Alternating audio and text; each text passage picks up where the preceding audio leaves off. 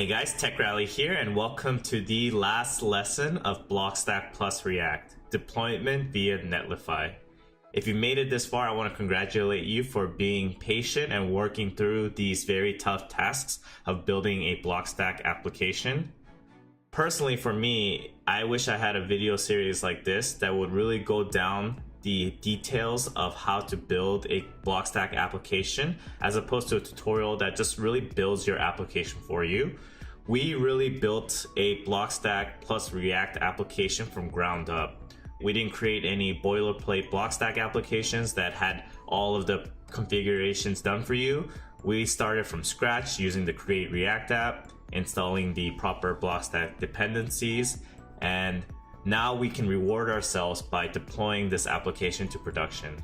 The deployment service that we're going to use is Netlify, and the URL is attached to this slide. Netlify allows you to easily build, deploy, and manage modern web projects. It's free and easy to use. It's an all-in-one workflow that combines global deployment, continuous integration, and automatic HTTPS. You can even buy domain names through Netlify, and I attached two links. The first is the Blockstack tutorial GitHub page, and the next link is the zero to dApp deployment. The first thing I want to go over is Netlify, and I recommend signing up for an account here by clicking sign up. And you have some various ways of signing up for an account, and I'm going to pause the video and let you sign up, and I'll get back to you once the sign up is complete. Now that you've signed up for Netlify, I want to browse the zero to dApp tutorial regarding deployment. If you have any questions about deployment, they do have a tutorial on how to deploy your website through Netlify. It is a little different from what I really want to do because it doesn't utilize GitHub, so my technique might be a little bit different. But the one part I really want to emphasize is the CORS error. I recommend you to really research and understand why CORS error happens, and specifically why it would happen in a Blockstack application. But it goes into details about what files you need to copy over to your build project, and I recommend reading this part. With that being said, I'm going to go to the third slide, and in this third slide are just some boilerplate code that is copied from the zero to dApp tutorial directly, and we're going to update our project to reflect these changes. Let's go to the code and add these headers, redirects, and copy the appropriate files. In the root of the project, I'm going to create a new folder called course. And in course, I'm going to create two files, the redirects and the headers. This is going to be a strict copy and paste, and if you need to know more details, like I said, read the zero to dApp documentation about course request. So in the redirects, we're going to copy and paste the index.html, and in the headers, we're going to copy this. The next thing we're going to do is go to our terminal, and we're going to copy the two files that we created in the course folder into the public folder. So the first will be copying the redirects, or I mean the headers, and then the second will be the redirects. If I wasn't clear in the beginning of the lesson, this is going to be a GitHub integration deployment. If you haven't set up GitHub on your project, I would highly recommend doing so, and I can add a link to the GitHub URL to get you started. With that being said, if we look back at the code base, we're gonna have two changes, one in the course folder and one in the public. The public will have a copied version of the headers and redirects that existed in the course folder. This public folder is necessary because that is what GitHub is looking at to do the proper integration and build. Let's go to Netlify and start creating our project from here. On my Netlify account, I have a couple of deployed apps already, and some of them are Blockstack apps, some of them are not. But for our specific project, we're going to say new site from Git. And in here, we can do continuous deployment via GitHub.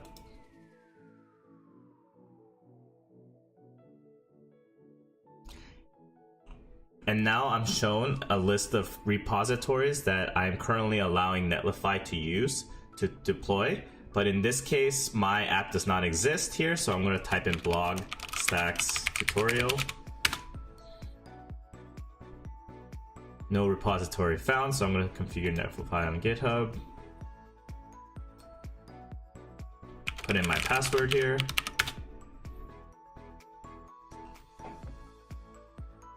And in here, I get to choose my repository. So I'm going to select Blockstack tutorial, save it.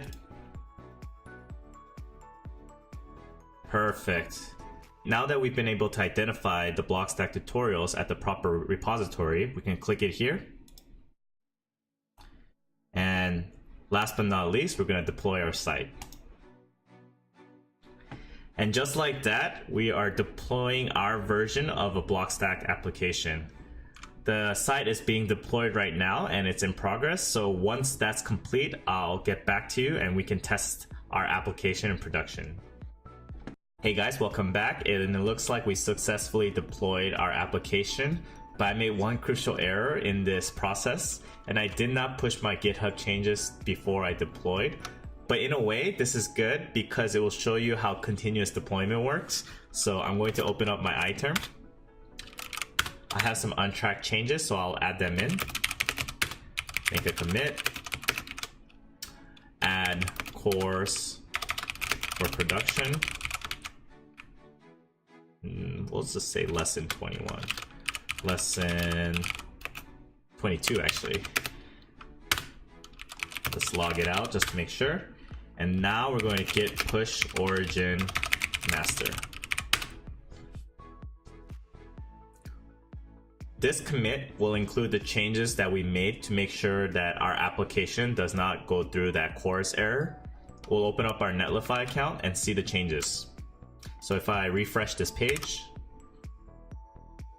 and we scroll down, you can see that since we integrated our Netlify account to our appropriate GitHub repo, it's doing a continuous integration build. This means that any changes that you make to master will automatically deploy to production. Let's wait for this build, and after it's completed, we'll look at the production URL of our Blockstack application. Welcome back, guys.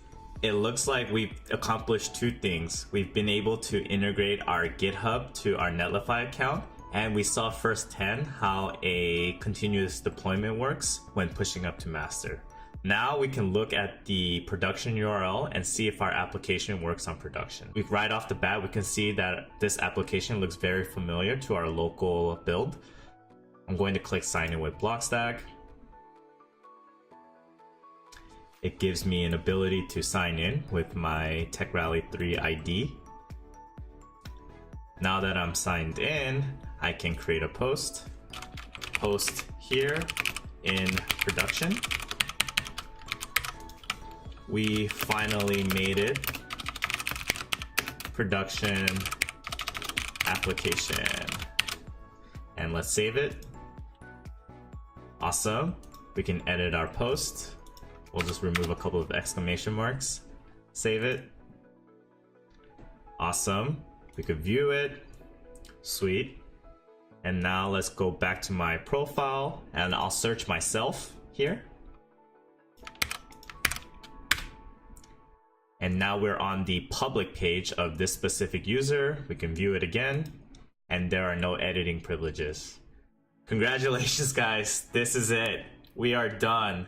We have deployed our app to production and it works exactly the same as the way we do it in local. I hope that these 22 lessons have been rewarding. You have successfully created a Blockstack application. This was not easy by any means, and I congratulate you for being patient with the intricacies of building a Blockstack application. I might add a bonus video and show you what applications I've built on Blockstack and how I did it. But this is the last stopping point for this tutorial. Thank you again for making it through the final lesson. I hope to build more tutorials and help you with your coding journey.